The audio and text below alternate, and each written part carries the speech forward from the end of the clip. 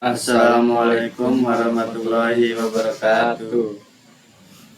Perkenalkan, nama saya Yohanes Pradana dengan NPM 22735038. Saya Muhammad Asnawi, NPM 22735022. Di sini kami menjelaskan tentang tugas besar teknik penulisan dengan judul Perencanaan perkerasan kaku rigid pavement pada ruas jalan tol Krian Legundi Bunder Manyar seksi 2. STA 20 sampai STA 30 Jawa Timur.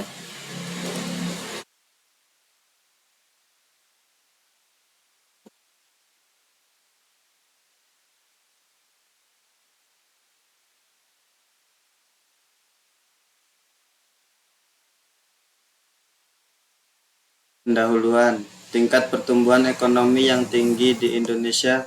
Hal ini disebabkan oleh berbagai faktor termasuk pertumbuhan industri, pertanian yang maju, dan sumber daya alam yang melimpah. Selain itu, lokasinya yang strategis juga memainkan peran penting dalam pertumbuhan ekonomi provinsi ini.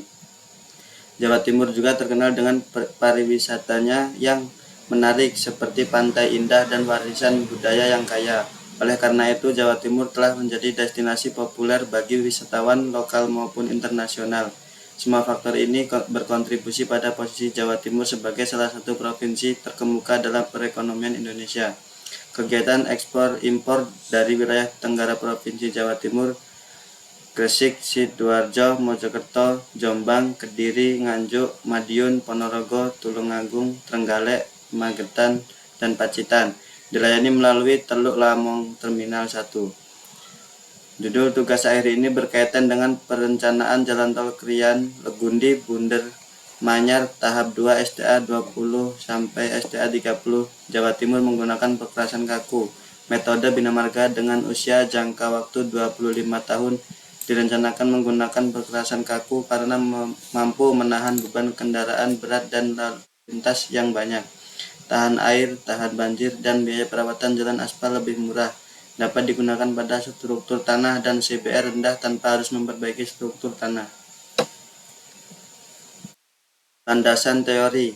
1. Kapasitas yang dibutuhkan desain jalan berpedoman pada panduan manual kapasitas jalan Indonesia dari tahun 1997 ketika DS dinilai dengan tarif saat ini. Bila lebih dari 5 sebagai awal umur perencanaan sampai dengan 25 tahun ke depan. 2. Pada rencana geometrik jalan yang meliputi alinyemen vertikal dan alinyemen horizontal berpanduan pada petunjuk Kementerian Pekerjaan Umum dan Perumahan Rakyat Republik Indonesia tahun 2020. 3. Menentukan tebal perkerasan pada jalan menggunakan pedoman perencanaan permukaan jalan pekerjaan besar pada Sugeng tahun 2017. Ini metode penelitiannya yaitu 1. Mencari informasi pada instansi terkait dengan data yang dibutuhkan. 2. Mengumpulkan dan mempelajari segala bentuk kegiatan. 3. Survei lokasi. Lalu dilakukan pengumpulan data-data yang mendukung dalam penulisan tugas akhir adalah sebagai berikut. 1. Peta lokasi studi. 2. Data CBR tanah dasar. 3. Data lalu lintas. 4. Data curah hujan. Perhitungan kapasitas jalan. Untuk melakukan tahap perhitungan kapasitas jalan digunakan manual kapasitas jalan Indonesia. Perencanaan geometrik jalan pada tahap ini sebagai besar perencanaan mengacu pada peta lokasi studi. 1. Jarak pandang dihitung untuk keperluan alinyemen horizontal dan vertikal. 2. Alinyemen horizontal. Tahap perhitungan alinyemen horizontal dilakukan setelah trase sudah ditentukan. 3.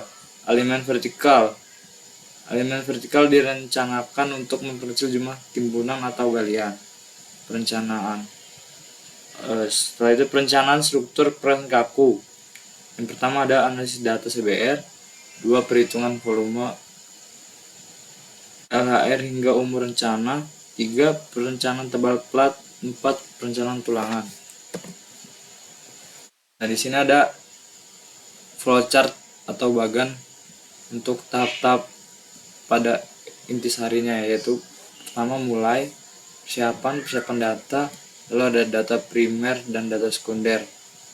Data primer meliputi foto lokasi, sedangkan data sekunder meliputi data LHR, data CBR rata, trase jalan ada kontrol geometrik, lalu di data tanah itu ada CBR rata, data LHR ada volume dan pertumbuhan lalu lintas sampai umur rencana, lalu bawahnya lagi ada analisa kapasitas. Di situ dapat DS-nya kurang dari 0,75. Setelah itu baru merencanakan tebal perkerasannya. Sekian dari kelompok kami, kurang lebihnya mohon maaf. Kami akhiri. Assalamualaikum warahmatullahi wabarakatuh. gitu. Ulang nggak sih terakhir?